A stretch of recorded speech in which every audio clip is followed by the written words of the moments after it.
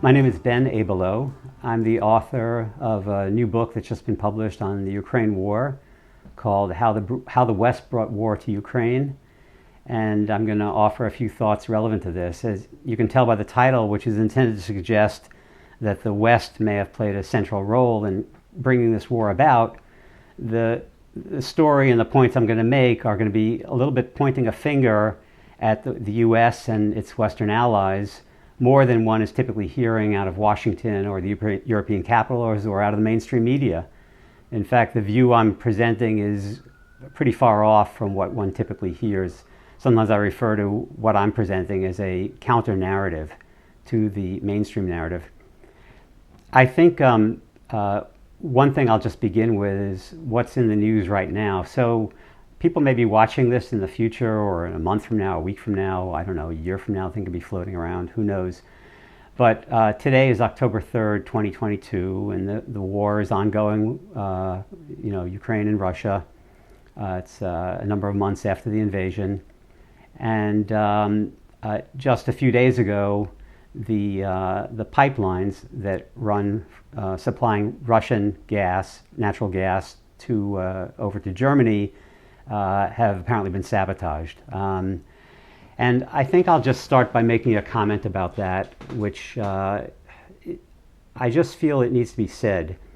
When I look at the news right now, there's very little talk about the possibility that the U.S. might have been behind that, that the U.S. might have actually been responsible for doing that sabotage. There's people pointing fingers at Russia. There's people who are saying, we just have no idea what's going on. There's an investigation. Let's withhold all judgment.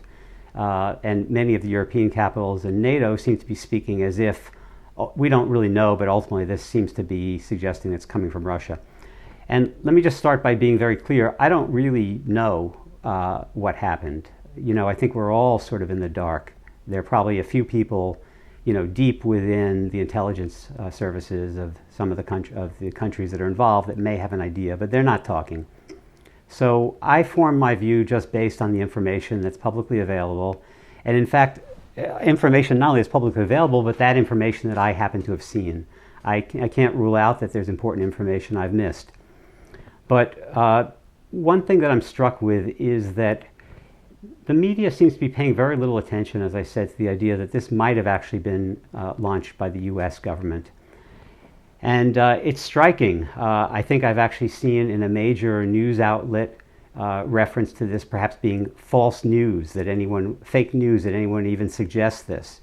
One of the earliest reports within the mainstream media about this came from Tucker Carlson on Fox. And of course, that immediately makes it a politicized issue. The people who are sort of supporters of that general worldview are, oh yes, this must be true, perhaps.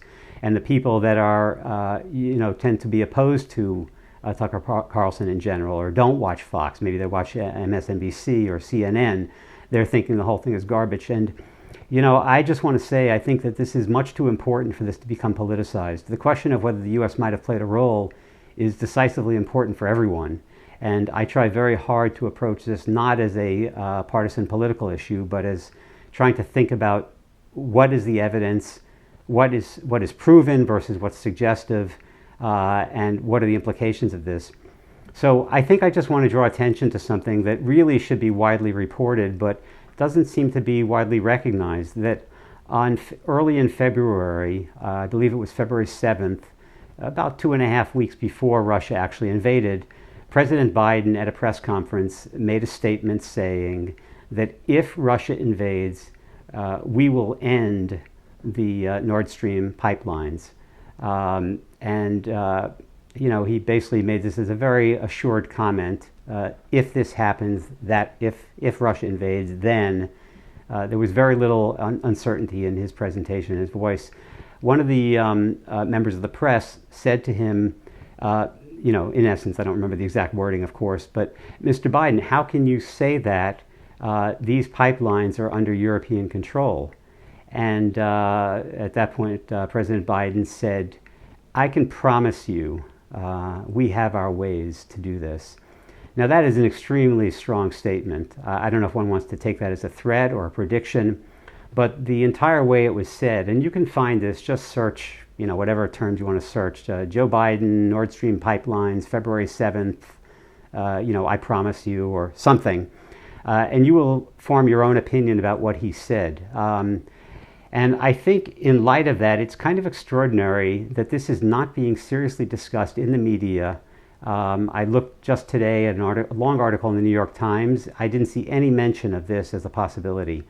Again, I can miss things. I'm having to read a lot of news, and maybe I skimmed and I missed something. But overall, this is a kind of a story that's being disregarded to a large extent. And it's playing into a certain war narrative that I think is very dangerous.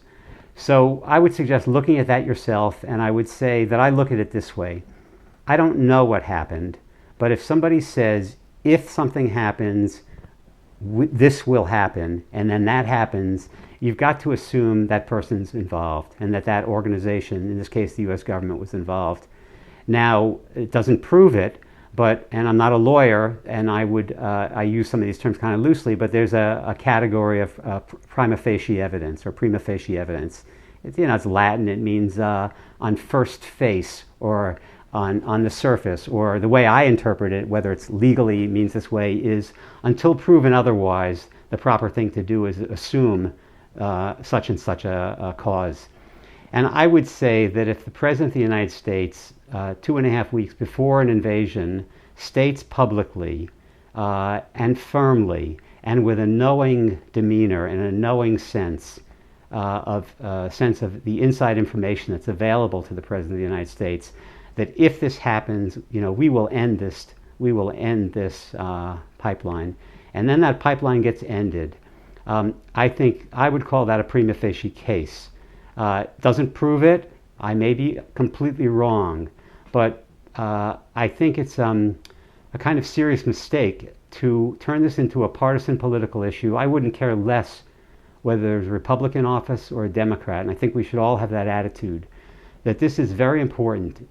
We have a legitimate question here of whether the United States has decided to destroy a pipeline that supplies one of its crucial allies, Europe, which has a vital effect on its economy.